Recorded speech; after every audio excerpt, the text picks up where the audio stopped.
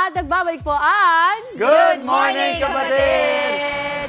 Ang ating pong Eat Girl bunso na si Maui Abay nangapit bahay muna para masubukan po ang lugaw at bulalo. Sa kainang ito na dito lang po sa Mandaluyong, Aba Mau. Ano nga ba ang kainang yan na bukas 24/7?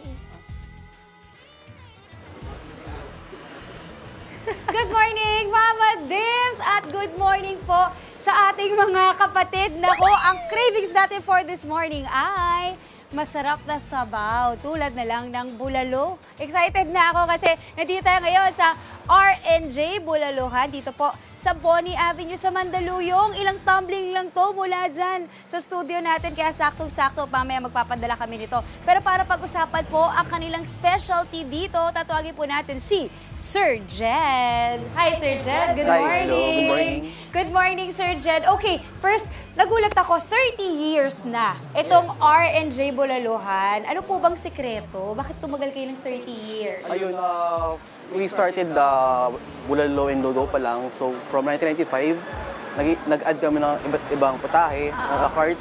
Ngayon, we have from bulalo pati lugaw, we have several variety na sa amin. So, hundreds of choices sa menu. Okay. Ano yung history? Paano nag-start na gumawa kayo ng bulalo?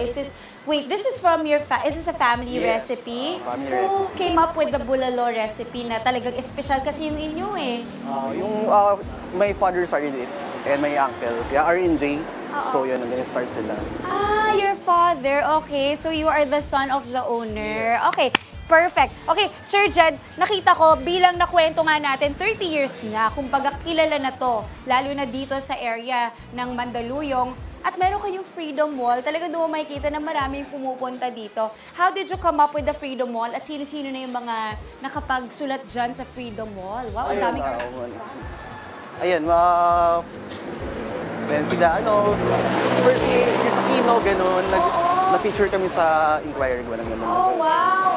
Wow! Pati mga Dabber Cats nagpunta na dito. Talagang maraming nagpupunta at nagse-celebrate ng mga birthday din, mga celebrities at kung sino-sino. Okay, sa tingin niyo po, bakit po binabalik-balikan yung inyong bulalo? Ayun, quality, first of all, quality and affordable siya.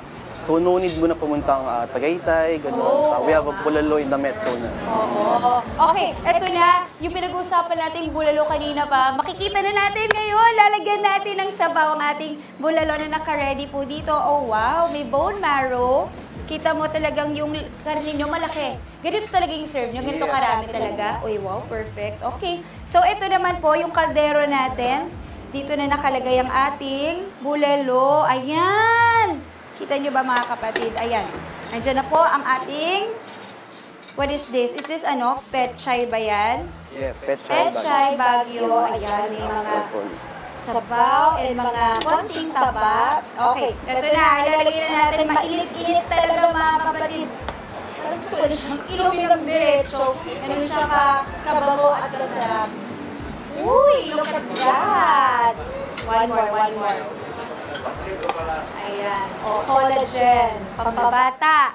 Okay. One more. Kasi gusto natin talagang, talagang binubusog natin sa sabaw ang customers din, Marami tayong nilalagay. Okay, wait. Real quick, magkano po starting ng bulalo nyo? We have bulalito, good for one siya, 489. And bulalo regular, 549. Oh!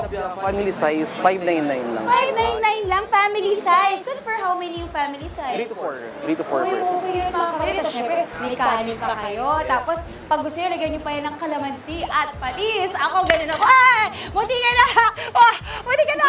Hindi, ganun ako excited kasi ako nilagyan ko talaga ng kalamansi patis yan. Uy, parang tumalon yung puso ko doon. Ito na yung talaga nagpapatalon sa puso natin ngayon.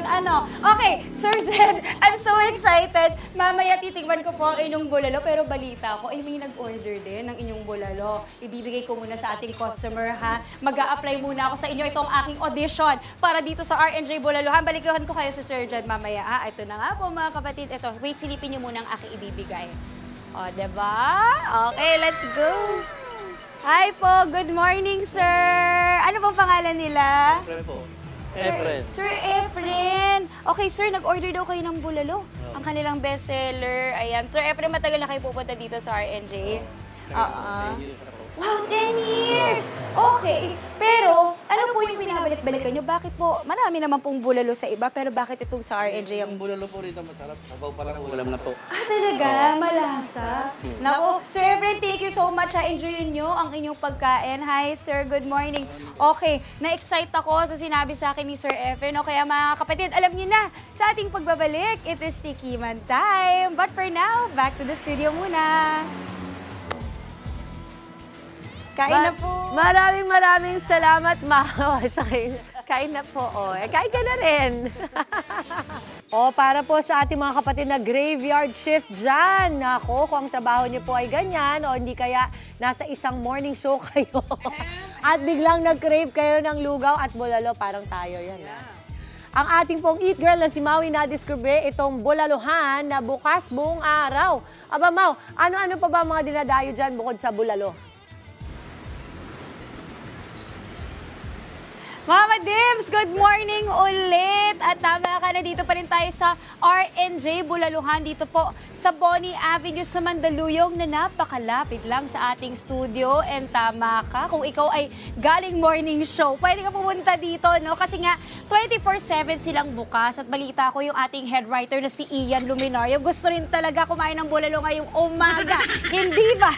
Okay, pero alam mo, ang maganda kasi dito sa R&J, 30 years na sila, tulad na nabanggit natin kanina. So talagang kumbaga institusyon na sila at talagang ang kanilang bulalo ay hinahanap-hanap talaga ng mga tao. At kasama pa rin natin ngayong umaga si Sir Jed. Hi ulit, Sir Jed! Okay, Sir Jed, ito yung favorite part ko. Ito yung Tikiman time. Finally, matatry na natin ang inyong sikat na bulalo. Pero isa-isahin muna natin ano po yung mga nakahain sa ating harap ngayon, Sir Jed. Where do you want to start? Ayun, we have here bestseller crispy ito, fried wings, R&J fried chicken. Ayun, fried chicken. Crispy pata. Okay. Bicol Express. Okay. Bistek Tagalog. Uy, ang sarap ng Yes, bistek. kare-kare. Kare-kare. And of course, Bulalo, the Bulalo Special. the Bulalo Special. Na talagang naka-ready na. Meron na po ako sarili kong bowl ko dito na, mainit talaga. Mainit siya. At ito pa, nag-ready na ako ng calamansi with patis. Okay, Sir Jed, kwentuhan nyo kami habang ako ay nagtatry dito, no? Etong bulalo ba nyo na recipe, nag-change ba siya over the years? We assure na maintain yung quality. So, meron kami repeat customers and mga suki. Wow, ang sarap! Oh my gosh! Actually, bago ko pa siya lagyan nung timpla, masarap na. Pero ito, maliban pa, oh my God. Should I eat the bone marrow? Okay, ayun na. Hindi na ako nakataste, mga kapatid. Tingnan nyo naman, wait, I want to show lang the bone marrow, ha? Kasi talagang siya, buong-buo siya. At alam ko sa ating mga kapatid, mahilig sa ganyan. Kita nyo po ba? Ayun siya. Ayan, nasa loob talaga siya. At ito na nga, nakuha ko ng malaking parte. Okay, I will eat it na. Oh my God.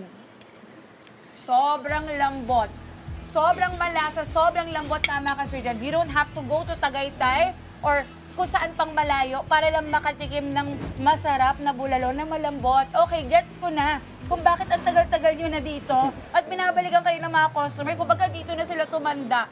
Okay, price range, pag-usapan natin. Ano yung mga, saan nagsisimulang presyo, yung pinakamura yung dishes dito? We have 200 to 500 pesos yung mga price range. So, good for 2 to 3 persons. Okay. Ang sarap talaga. Okay, wait.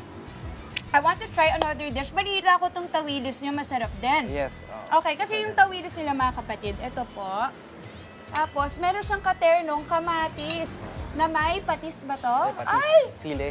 Sili, kuhang-kuha nyo ang aking kilite. Oh my gosh. Okay, sir, wait lang ha. Tulungan nyo ako, push nyo lang po itong bulalo. Dito naman tayo sa tawilis, magpo-focus.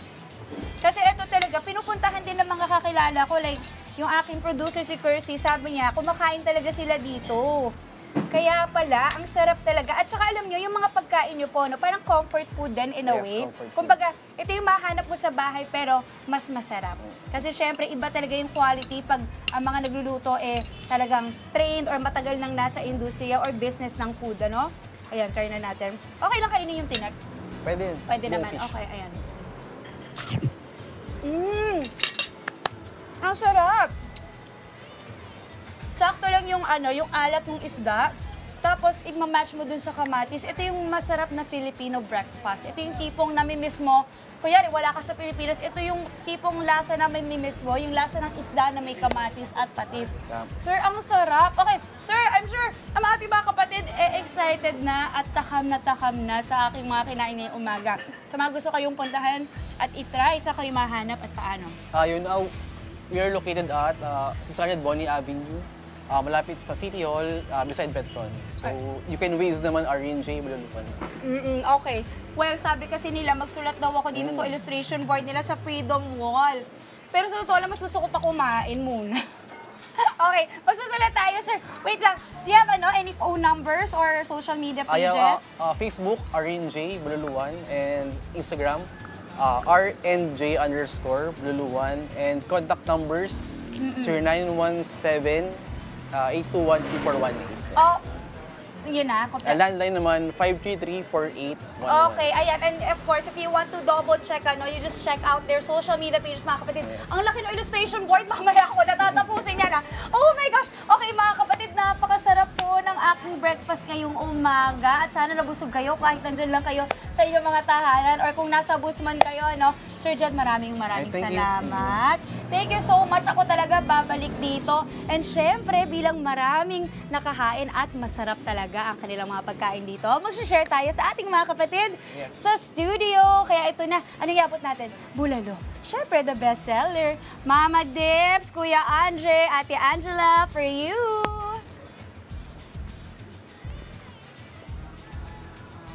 Perfect. Oo, ay, sarap.